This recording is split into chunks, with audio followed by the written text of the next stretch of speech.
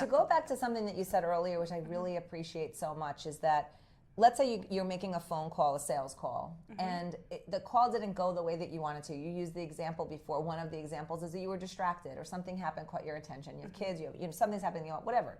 Something happens. You know, our business is day and night, so we could be anywhere at any time taking a phone call. So distractions happen.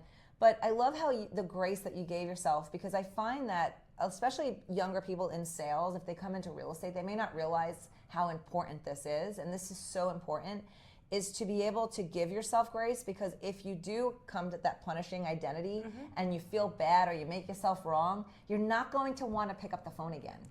And it's almost like creating an environment for yourself to want to pick up the phone. Can you talk a little bit about that? Like, what is the mental state, the mental conversation that you have for yourself, with yourself, to continue to pick up the phone even when you mess up? So I'm the type of person that when I don't like something and I should, I work to kind of loving it, you know? So for example, a few years ago, if you asked me, hey, let's go running, I would be like, are you crazy? No, I'll go do weights because it's easier, right?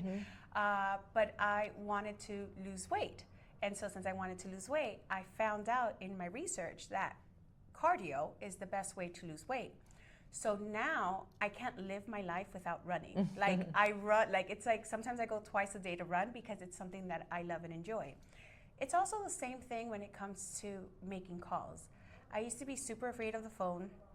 I know we're in South Florida and everybody has a Miami accent, but I went to Gainesville for college, and when I went up there, I found out I had an accent. So that stuck with me my entire life. So like, if I hear myself back, I sound different. Sometimes I sound like I'm 10 years old. You know, people usually think I'm younger than what I really am, because I'm like, when I answer the phone, I'm actually like, hi, how are you? I'm like this bubbly person. Actually, I think I'm a bubbly person all the time. But over the phone, if you don't know me, I just sound younger. And so I really disliked calling, right? And if you're in real estate, you have to pick up the phone. Like, you have to pick up the phone. And I had to make a decision. I told myself, I either go work for somebody else, because that's my option, or I stay in real estate. But either way, I'm gonna do something I don't like. Either work for someone else, which it's not that bad, but you know, I wanna have my own business. I like being an entrepreneur, right? Or if I'm gonna stay in real estate, I have to decide that calling is what I'm going to do, right? So I had to make that decision first. So if you want real estate, you have to understand you need to make your calls. Once I made that decision, I threw out the boats. I burned the boats, right? I burnt the boats. Burn the boats. So I burned the boats, and then I started to call. I started to make it a game, actually. I started to post on social media in the morning, my go, right? Because in the morning, you have the most energy, you have this, you have that. So I would post my go in social media, whether it was a 200 calls or 100 calls, I'd post my go, and then throughout the day, because I have to follow back and let people know how many calls I made, right?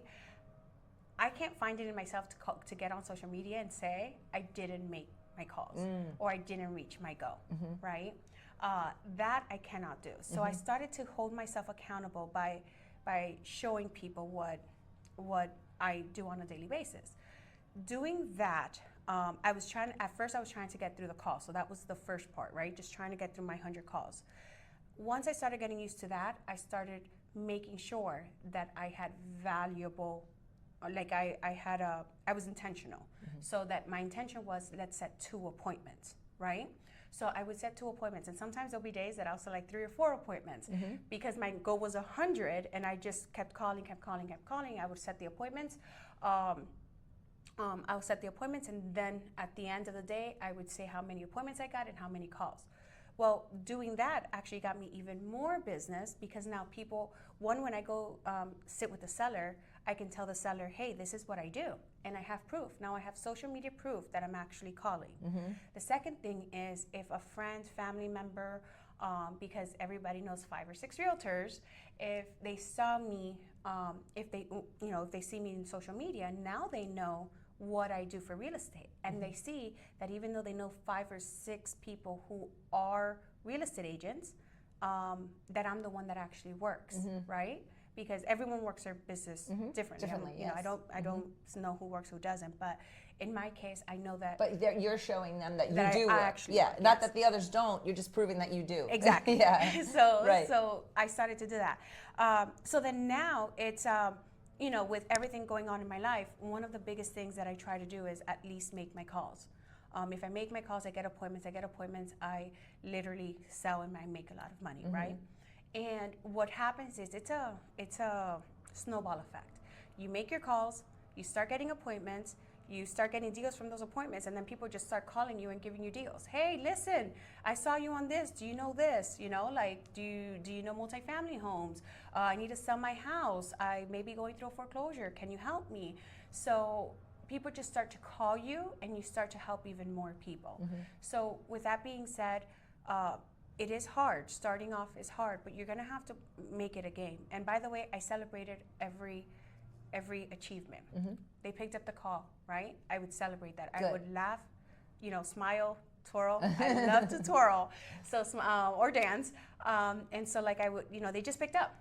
They hung up on me. Okay, well, at least I got a person to answer the phone, yeah, right? You celebrate the win. Yes. I went through half my script instead of, instead of just saying hello, I got to half. I celebrate that. They told me to call them back. I celebrated that. So to me, celebrating small wins is very big. Yeah. Because honestly, even though it's a small win, you did something that another agent did not do. Right.